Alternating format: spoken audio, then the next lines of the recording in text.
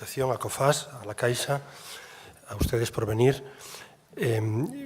Yo me voy a referir a los emergentes. Había puesto aquí algo para enmarcar esas tres velocidades de las que todo el mundo habla, que Estados Unidos crece al 2%, que Estados Unidos, que tenía, como ha dicho Claudia, una tasa de paro del 10% en el año 2010, ahora la tiene en el 7,5%, mientras que la eurozona, que en el año 2010 también tenía una tasa de paro del 10%, ahora la tiene del 12,5%. O sea que unos han bajado 2,5%, Estados Unidos, y la eurozona ha subido 2,5 puntos, en parte por las políticas distintas que siguen ambas zonas geográficas.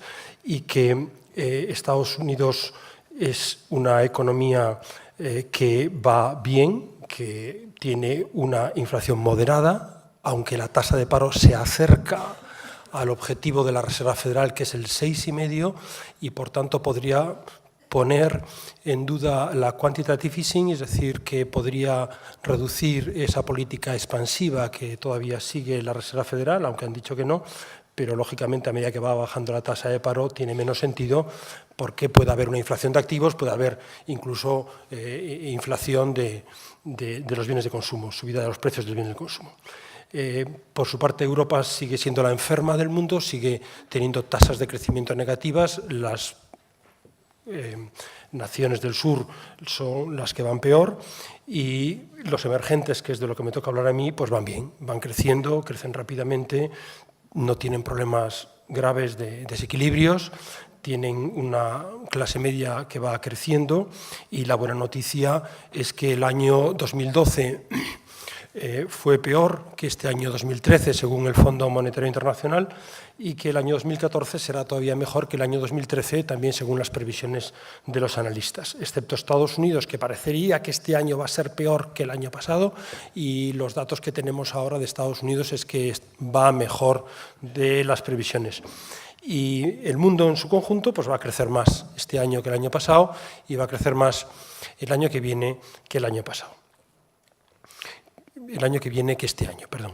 Estos datos ya los ha puesto Claudia encima de la mesa.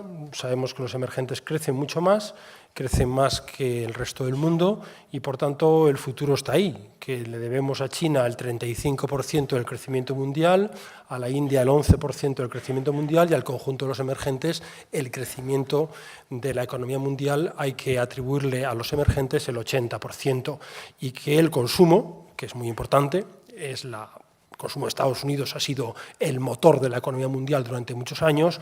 El consumo de Estados Unidos es el 65-70% de su economía, pues ese consumo está estabilizado, aunque puede estar creciendo ahora coyunturalmente, pero los emergentes son los que ganan, y eso es el nuevo modelo chino, el nuevo modelo también de otros países emergentes que están apostando más por la demanda interna, para mejorar el nivel de vida de su población, que buena falta les hace, y también reducir sus exportaciones, porque el mundo está compitiendo en una guerra de divisas, y por tanto el cambio de modelo es así. De todas formas, si uno coge los datos de la Organización Mundial de Comercio recién publicados del año 2012, ve que China sigue siendo la primera potencia exportadora del mundo, que ha ganado cuota con respecto al año 2011 en el mercado mundial de bienes. Estados Unidos gana 1/10, Alemania pierde, Italia pierde, España se mantiene en el 1,6 de exportaciones mundiales de bienes en el año 2012, que es el mismo que tenía en el año 2011. Por tanto, sigue siendo China la primera potencia exportadora del mundo. Claudia no lo ha dicho, pero en el año 2010, cuando Alemania pierde su liderazgo y lo gana China, no menos cierto es que en el 2011 Estados Unidos le gana a Alemania. Alemania ahora es la tercera potencia exportadora, cuando antes era la primera. Y cada vez los emergentes ganan más. Los emergentes tienen más móviles, más reservas, por supuesto, de divisas, más consumo de acero, más consumo de cobre, más emisiones de CO2, más exportaciones de vehículos, es decir, más del 50%, y hay una convergencia, el efecto ese catching up, o el efecto llamado alcance o recuperación, como se dice en los libros, en que los emergentes pues, ya van a tener o ya tienen el 50% de la economía mundial, cuando los desarrollados van perdiendo participación en el PIB, en la tarta de la economía mundial, del PIB mundial. Y esto es así no desde hace mucho tiempo, no desde hace mucho tiempo. En el año 90, aquí pone 4 velocidades, pero realmente son 3, en el año 90, las economías que crecían más que los países ricos, que los países prósperos, eran los rojos. Era pues, Chile, era China, Tailandia, Indonesia, pocos países, República Dominicana, pocos países. Crecían más que los países ricos. En muy poco tiempo, a partir del año 2000, ahí vemos que todo ya se pone rojo, es decir, que los países que convergen es prácticamente todos los países en desarrollo, países africanos, toda América Latina, repito. En el año 90 casi todos los países estaban estancados o eran pobres, ¿no? Pero en el año 2000, de repente, en una década, y ahora lo vemos de una manera muy clara, pues hay un proceso de cambio que hace pensar que realmente los emergentes están en el futuro, que realmente los emergentes son los que tienen capacidad para crecer. Por ejemplo, y no se va a olvidar una cosa, que muchas veces pensamos, no, pues en el año 2050, ¿qué va a pasar en el 2017? Son datos del Fondo Monetario Internacional del 2010 al 2017 en el eje de las IES, cómo creció la economía de los países del 97 al 2007, época de prosperidad. España crecía al 4% del 97 al 2007, pero ahora se espera que del 2010 al 2017 no crezca ni al 0,5%, es decir, el PIB potencial de España le queda recorrido en muy bajo nivel durante muchos años. Y en cambio los rojos, que son los países emergentes, vemos cómo van a crecer del 2010 al 2017, Indonesia, por ejemplo, al 6,5%, India al 7%, China al 9%, es decir, que no solo han crecido del 97 al 2007, sino que van a crecer más, según las previsiones del FMI, del 2010 al 2017, mientras que los países ricos, los países desarrollados, tienen tasas de crecimiento más bajas. Cosas que ya sabemos, pero que de repente dice, bueno, pero esto en el 2017, bueno, pues que ya hoy México está creciendo más que Brasil. Es que hoy ya México está convergiendo en salarios con China y en el 2013, según previsiones, va a tener unas exportaciones a Estados Unidos muy parecidas a las de China, cuando en el 2012 China exportaba más que México. O sea, ¿qué va a ocurrir en el 2017? No tenemos ni idea. No sabemos qué va a ocurrir el año que viene, no sabemos cómo va a crecer la economía americana este año, no sabemos cuál va a ser el déficit público de España y el crecimiento en el 2013. Y ya, pues no, vamos a retrasar un poco el objetivo del déficit del 3% al año 2015, ¿no? Bueno, no sabemos. Yo creo que es mejor ver qué es lo que está pasando en el mundo, ¿no? Y sobre todo en este momento. Mirad, esta transparencia me la encontré en algún sitio y decía que el centro de gravedad de la economía mundial en el año 65 estaba en España, y por eso me parecía interesante. Y luego sí, y luego nos vamos yendo a la derecha, José Carlos, nos vamos yendo a la derecha y nos vamos yendo hacia Asia. O sea que, papá, ¿dónde voy a trabajar? Bueno, yo tengo hijos pequeños, de 10 a 17 años, 4 hijos, y los dos mayores, 16 y 17, papá, ¿dónde voy a trabajar? Yo no les como el tarro, pero ellos me preguntan, en un país con 6.200.000 desempleados, en un país donde hay casi 1 millón de personas entre 16 y 25 años que quieren trabajar y no encuentran trabajo, una preocupación de la gente joven es ¿dónde voy a trabajar? Pues mira, en el año 2060, según la OCDE, que deben saber muchísimo, ¿no? Porque ya digo, nosotros no sabemos qué va a pasar el año que viene, pero los de la OCDE ya saben que China va a ser la primera potencia económica del mundo en el 2060. China hoy es la segunda, como ha dicho Claudia, Estados Unidos es la primera. India, que en este momento ocupa el puesto 6º del mundo, pasaría a ser la segunda. Estados Unidos pasaría a ser la tercera. Brasil, que hoy es la 7ª economía del mundo, pasaría a ser la 5ª. Japón, que hoy ocupa la 4ª posición, pasaría a ser, pues ya veis ahí, ¿no? México, por ejemplo, que hoy es la 11ª, pasaría a ser la 8ª. No hay ningún país europeo entre el G7. Vamos, el primer país europeo, según este gráfico, sería Gran Bretaña, con la 9ª posición, antes que Alemania, además. España era la 8ª economía del mundo hace nada, lo que viene siendo nada, 3 años. ¿Y en 3 años qué ha pasado? Pues en 3 años nos ha pasado Brasil, Rusia, Canadá y México está ahí detrás ya intentando pasar. Somos la 11ª.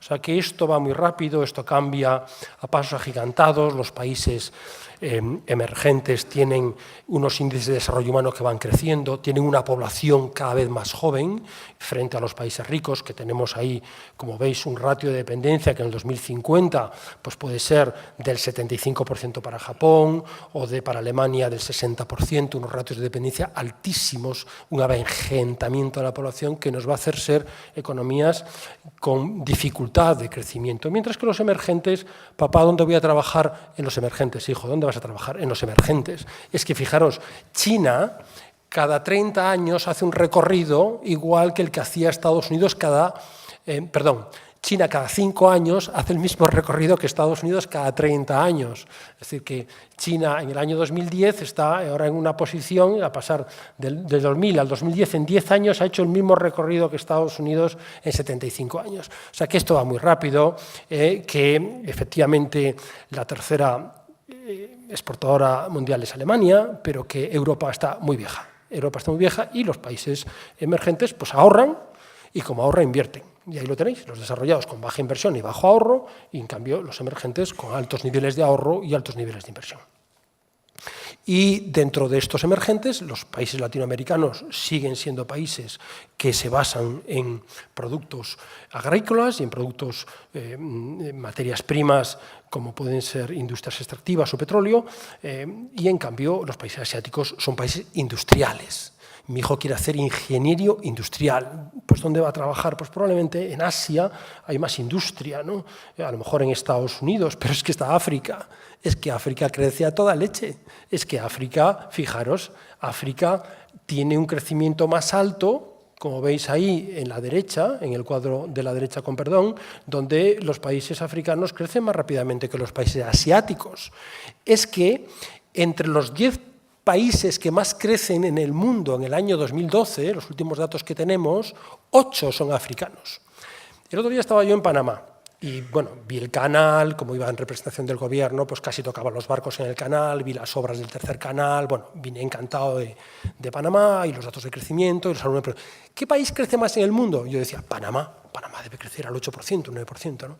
Coño, miro los datos y es Níger. Níger es el país que más crece en el mundo. No sé qué es Níger. La verdad es que sé que es un país que está al sur del Sáhara, un país de África Negra, como Ghana, como Costa de Marfil, como Mozambique. Son países subsaharianos, son países que están creciendo muchísimo. Muchísimo. Nuestros nietos, probablemente muchos, crezcan en África. Vamos a ver por qué África tiene futuro. Entre los 10 países que más crecen, 8 son africanos. Los otros 2 son Panamá y China. Ahí vemos cómo crecen los países africanos. En el año 2050, África Negra tendrá unos 2.000 millones de habitantes, o sea, tendrá más habitantes África Negra que China o India. Tendrá una población entre 350 y 500 millones de habitantes, que serán como la clase media hoy que hay en China o que hay en India, y por tanto el futuro de la economía mundial apunta, si la población sigue siendo un eje fundamental, si la tecnología cada vez es más una commodity y los países invertimos cada vez más en emergentes, pues yo creo que sin duda, como vemos en este gráfico, Asia tiene que invertir en África. Es lo que está haciendo China. Ahí vemos las inversiones de China e India en África, en el año 2000 y en el año 2010.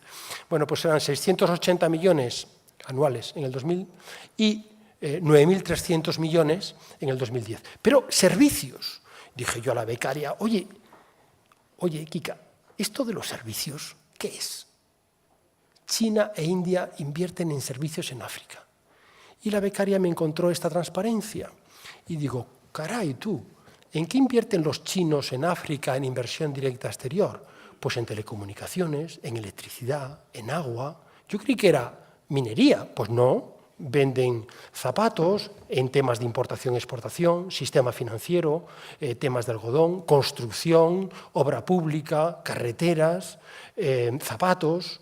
Claro, lo de la minería, pues es una pequeña parte. La minería es el 29% de la inversión de China e India en África. O sea que, como los africanos son muy corruptos, y los chinos también, para que os hagáis una idea, según Transparencia Internacional, la corrupción es más o menos $1 billón al año. Bueno, pues el 20% de la corrupción mundial está en África. Entonces, claro, los países ricos, Estados Unidos, empresas europeas, no invierten en África porque pueden ser procesados en sus países por dejarse corromper y la corrupción es mala y tal. Pero gracias a los chinos y a los indios y gracias a estos países, África está en el mapa económico. Nosotros, cuando explicábamos economía hace 10 años, no hablábamos de África. África no existía.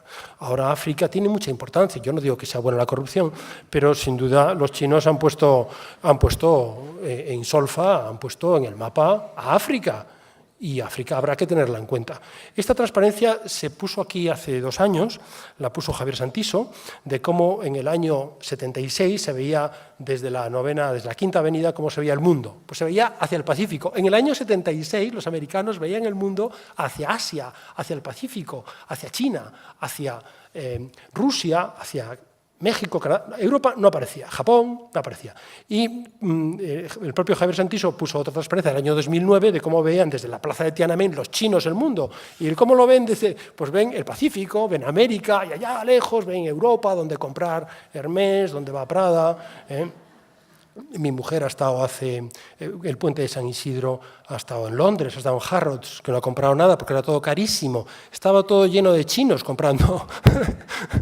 No sé por qué los chinos compran tanto, ¿no? Pero bueno, son 1.300 millones de chinos, ¿no? Y bueno, habrá algunos que son ricos y compran en Harrods. Pero claro, es lo que van a hacer en Europa. O sea, ¿quiénes somos los europeos? Cada vez menos.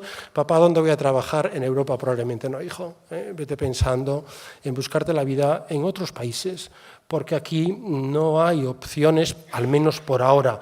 La investigación y desarrollo, que pensábamos que era una cosa europea, la investigación y desarrollo la hace Estados Unidos. De los 1.500 millones de investigación y desarrollo que se van a hacer este año, 1.500 millones de dólares que va a hacer el mundo en investigación y desarrollo, Estados Unidos va a gastar 423 millones de dólares.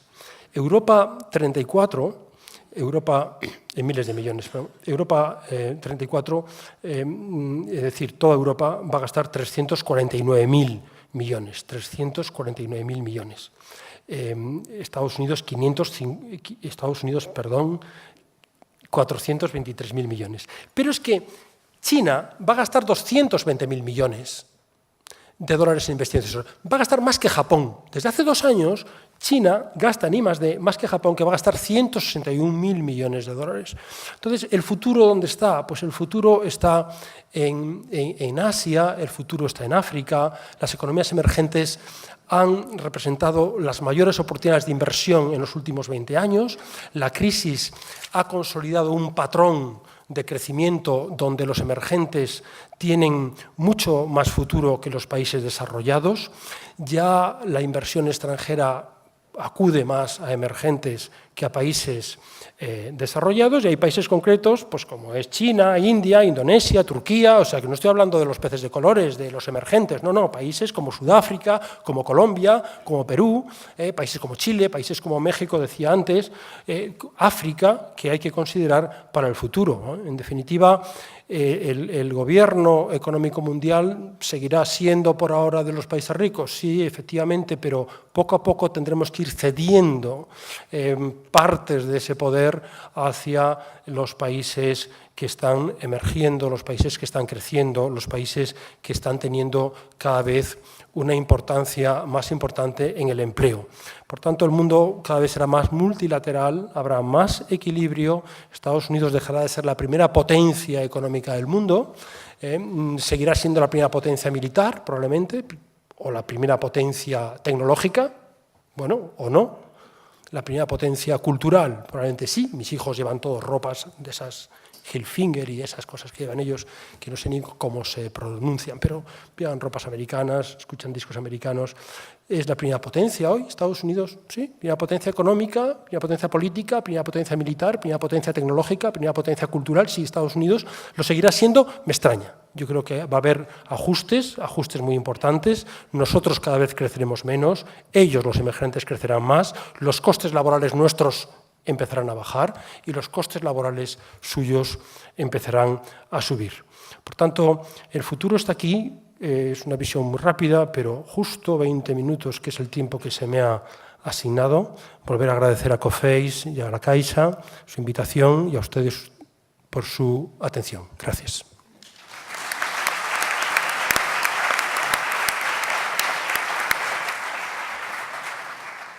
Muchas gracias, Rafa. Como siempre, la verdad ya veis el panel de ponentes que tenemos. Estaba pensando que igual esta semana viendo el telediario pensáis que estáis en la conferencia, pero no son ellos los ponentes que estáis viendo hoy, que aparecen mucho en medios.